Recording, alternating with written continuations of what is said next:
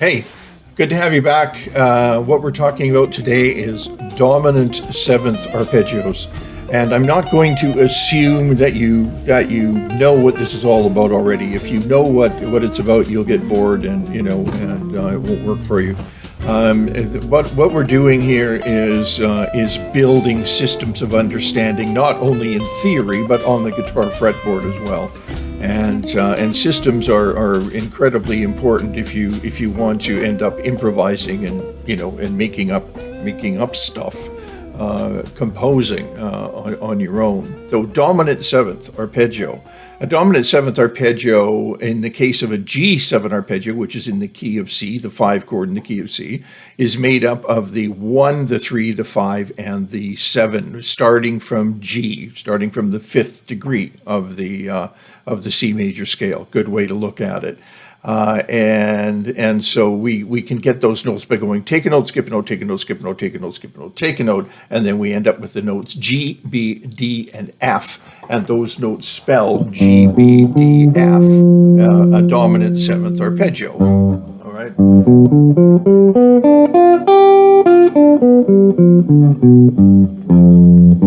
Seventh below the roots, right? Okay.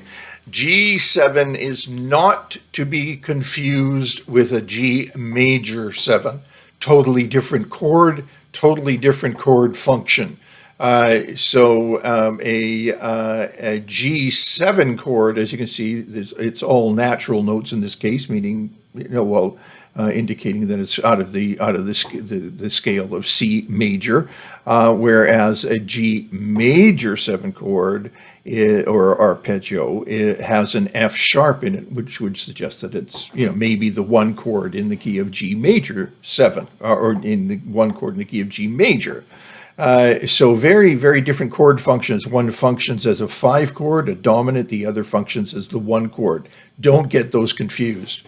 The G7 chord has a minor 7th interval from the root to the 7th, whereas a major 7 chord has a major 7th interval from the root to the 7th. It's 1 semitone larger. All right, let's move to the fretboard. We're going to take a look at three chord forms and their related arpeggios.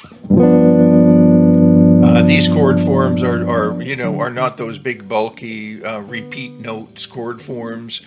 These are a little bit more balanced. Let's put it that way. Okay, so arpeggio.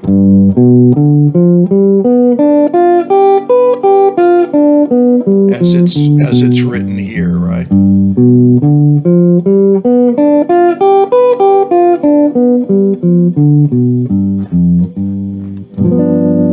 now the arpeggio becomes a part of the chord. Every time you put down the chord, you've got that arpeggio underneath the chord. Generally speaking, the same will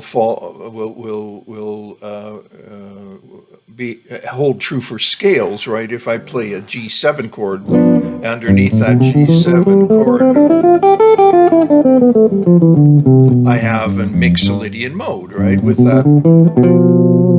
that flat 7, and so we have these layers, right? We have a chord, and underneath the chord we have a scale, and underneath the scale, or whatever way you want to look at it, we have an arpeggio. Those fit together in layers, and systems like this allow you to think quickly and move around the fretboard in ways that are effective. Also, another important thing is the dominant 7th chord will be the most altered chord. So you'll have flat 9s, flat 5s, raised 5s, and so on.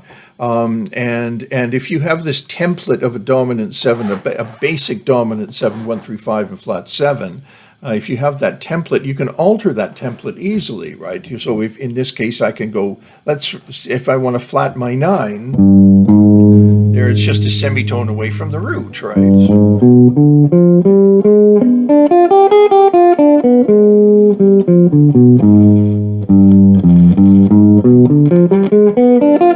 So it's just there's an alteration of a G7 flat 9. If I want to flat the 5, there's my 5, flat the 5.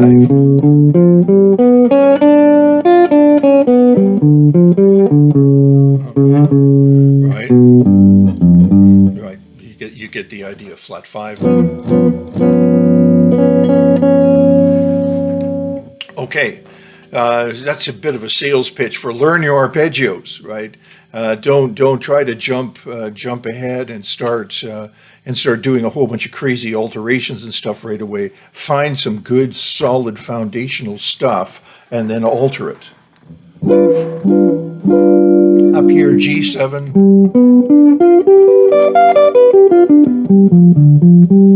Same,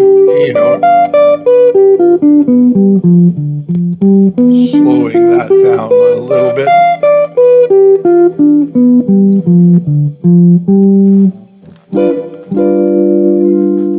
So I'm using these chords for very deliberately in this book here, right? Oh, this book, I wrote this book, right, by the way.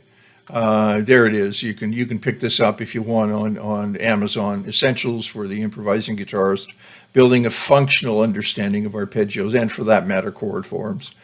And I'm using at this stage of the book is about 80 pages or something like that, and I'm just using three basic chord voicings or spellings in each case here, because it would just be too much to go through 5. I leave those for later on in the book. And here we go. So here's an a G7. And here's the arpeggio.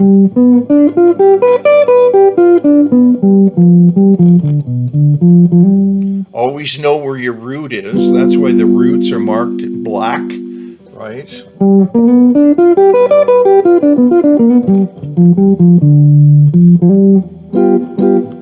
There's my root. This is a G7. Here's my root. Same chord. E7. Obviously, right? D7. That's why it's important to know your roots. You've always got a firm foundation as to what you're going to do with how to name these things, and it's especially important when you get to the point where you're reading chord charts and you're moving these chords around, right? You'll want to always have know where your roots are and be able to build the chord up, right? From the root. Okay. So you can also hear bass lines and so on as they form up. Okay, so that's dominant seventh chords and arpeggios, and a concept of how to look at them.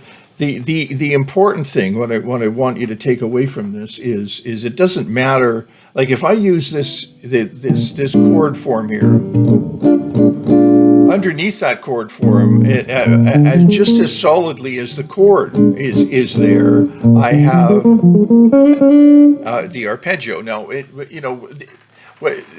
playing arpeggios in a solo situation is, I'm not suggesting that you make this kind of thing your solo, because it's going to sound like you're practicing your arpeggios. But that doesn't mean you don't have to practice your arpeggios, because you do have to practice your arpeggios. This is things happen step by step, not all at the same time. So nail the arpeggios. These are the foundation stones, the pillars of learning how to play. You can't skip this stuff, unless you're playing on another planet or something. So you have to get this underneath your fingers, and then you can do all sorts of abbreviations, right? If I take, if I'm in the key B flat here,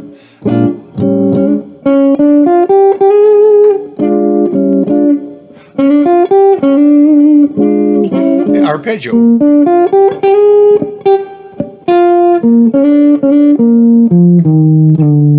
All arpeggio, right?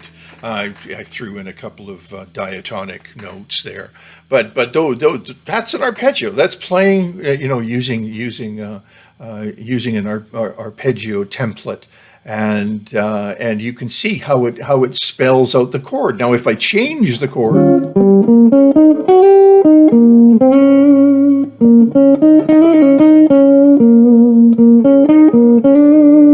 right, you can hear how the chord just changed, right?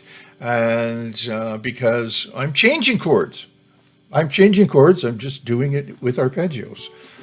Yeah, I think that made sense. Okay, good. I'm glad that made sense. It made sense to me. I hope it made sense to you.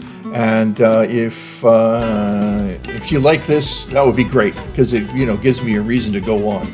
And so click like. That would be great. And subscribe would be greater, because I'd like to take you through all of this stuff. And also if you have any comments or like questions, let me know. I at this stage, we don't have a whole bunch of followers and subscribers, whatever. So I'd like to hear from you. It's, guitar players are fun to talk to, and I want to be a part of your exploration. So great to see you, and thanks, and we'll see you again real soon.